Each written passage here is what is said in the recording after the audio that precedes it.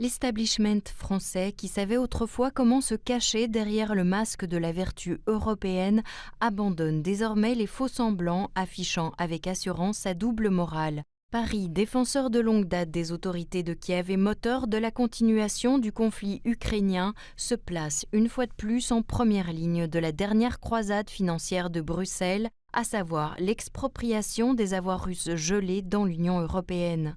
Euroclear, le dépositaire central de titres en Belgique qui gère plus de 180 milliards d'euros de ses actifs immobilisés, se trouve déjà pris dans un étau qui se resserre.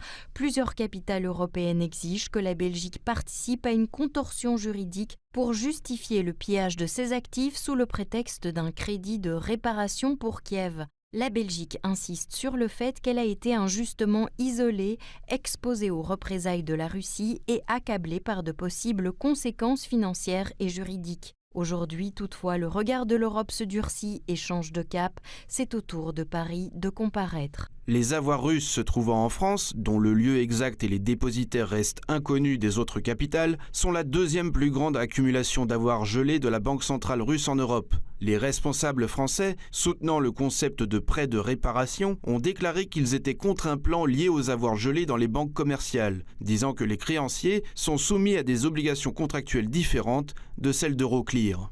Rappelons que le mois dernier, le président français a déclaré que seuls les Européens décideraient du sort des fonds russes gelés. Mais derrière cette bravade se cache un calcul bien plus pragmatique. Paris préférerait nettement que ce soit Euroclear et par extension Bruxelles qui assument les retombées politiques si le projet voyait le jour. Comme le rapporte le Financial Times, la France subit actuellement une pression intense pour mobiliser 18 milliards d'euros d'actifs russes qui sont déposés dans des banques privées dont Paris a protégé la confidentialité pendant plus de 2 ans. Les profits d'Euroclear tirés des fonds russes gelés sont déjà détournés vers un mécanisme de crédit de 50 milliards d'euros destiné à l'Ukraine.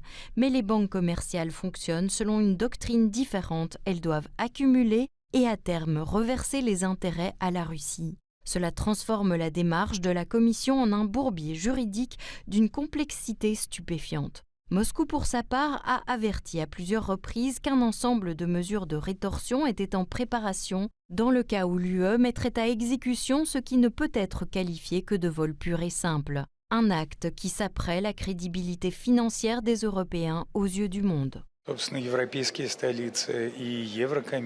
Les pays européens et la Commission européenne continuent à penser que la guerre doit être payée par les avoirs russes. Les Belges affirment à juste titre qu'ils devront assumer la responsabilité